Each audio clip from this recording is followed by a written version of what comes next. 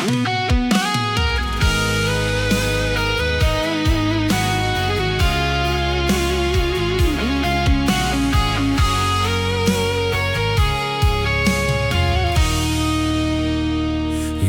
liệt cho bỏ ta một tuần lễ bể đông bong rễ nức rươngថ្ងៃមុនភូមិវាស្ងប់ស្ងាត់ស្នាមជើងនៅភ្លឺដីកន្លែងធ្លាប់សាច់សប្បាយថ្ងៃនេះ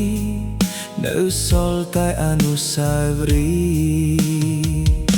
អូនរស់នៅក៏ដាច់សុខសប្បាយទេបងមិនដែលភ្លេចទេទូពេលវេលាកន្លងថ្ងៃនេះយើងទាំងពីរមានគ្រួសាររៀងខ្លួនបងគ្រាន់តែលួចនឹកមិនហ៊ានរំខានអូនក៏ដាច់អើយតើអូននឹកបងខ្លះទេឬស្នេហ៍ចាស់មួយនេះអូនភ្លេចអស់ហើយ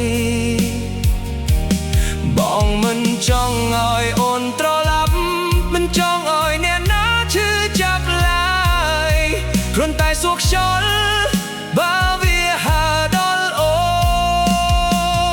នថាក្នុងចិត្តអូននៅមានឈ្មោះបងឬអត់បើមានថ្ងៃណាអូនឆ្លងកាត់ផ្លូវចាស់សូមញញឹមបន្តិចក៏បងសប្បាយចិត្តស្នេហ៍មិនបានគ្នាមិនមែនស្អប់គ្នាទេគ្រាន់តែនិស្ស័យមិនអាចដើរភ្លើតែមួយ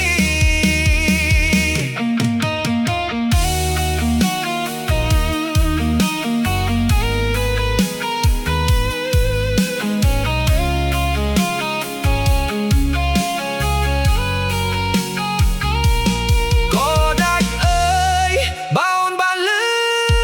តនេះសូមរស់នៅ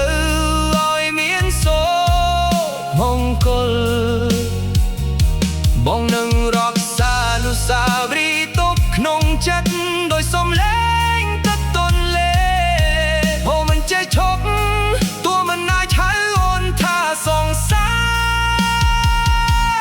ដូចមុនបេះដូងបងនៅជួនពរ